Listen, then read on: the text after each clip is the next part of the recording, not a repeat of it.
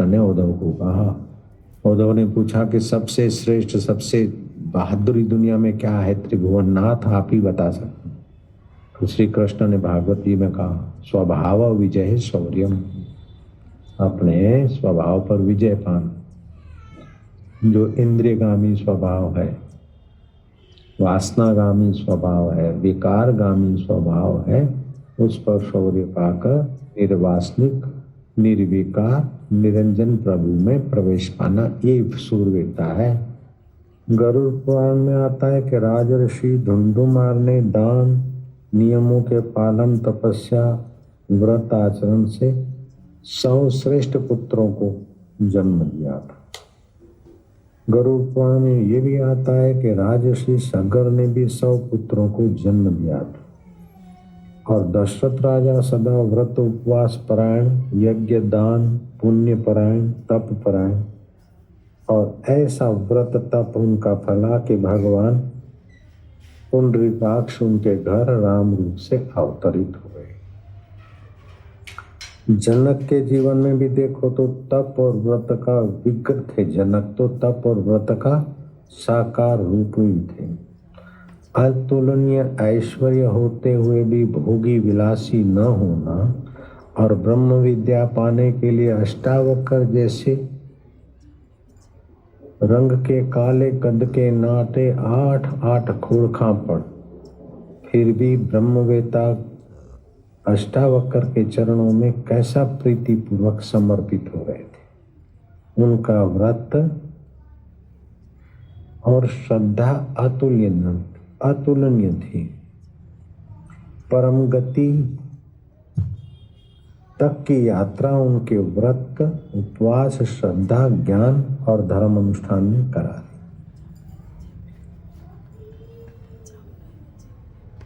अर्ध रोग हरि निद्रा, पूर्ण रोग हरि सुधा। ठीक नींद आ जाए तो रोगों का आधा प्रभाव कम हो जाता है। और कभी किसी व्रत के निमित्त ठीक से उपवास रखते, भूखामरी करते, तो शरीर के रोगों के दोषों के कण स्वाहा होने लगते। व्रत उपवास और मौन से बिखरी शक्ति का संचय और अभीष्ट दिशा मिल जाती। Every man is the god but playing the fool. सब भगवान का स्वरूप है लेकिन मूर्खों जैसी चेष्टा करते हैं कि हे नाक तू मजा दे दे, हे जीव तू मजा दे दे, हे काम इंद्री तू मजा दे दे, हे कान वाहवाही सुनकर तुम मजा दे दो। भीख मंगे की नाई भटक रहे। अपने आप में तृप्त होने की सबकी योग्यता है। वो महाराष्ट्र में कहते हैं सोन कीड़े, हिंदी में कहते हैं धनेरे, सिंधी में कहते हैं सुरा। आप अब जिसमें भी समझो, जो धान में पड़ जाते न, चने मूंग मटर में लाल लाल रंग के जो कीड़े, सफेद लाल लाल रंग के कीड़े, सुनहरी रंग के, उनको महाराष्ट्र में सोन कीड़े बोलते। अब सुपारी के गोदाम में सोन कीड़ों से भरी सुपारियों के बीच दूसरी सुपारियां रख दी जाती है बोरे भर के। उनमें वो सोन कीड़े घुसते और एक एक सुपारी में 8-10 सोन कीड़े घुसते, तब वो पान मसाले के काबिल होती है। अर्थात सोन कीड़े का पान मसाला मिश्रण में उपयोग होता है। चावल में नहीं पड़ जाते धनेरे, गेहूं में, सिंधी में बोलते सुरा पैजीगा।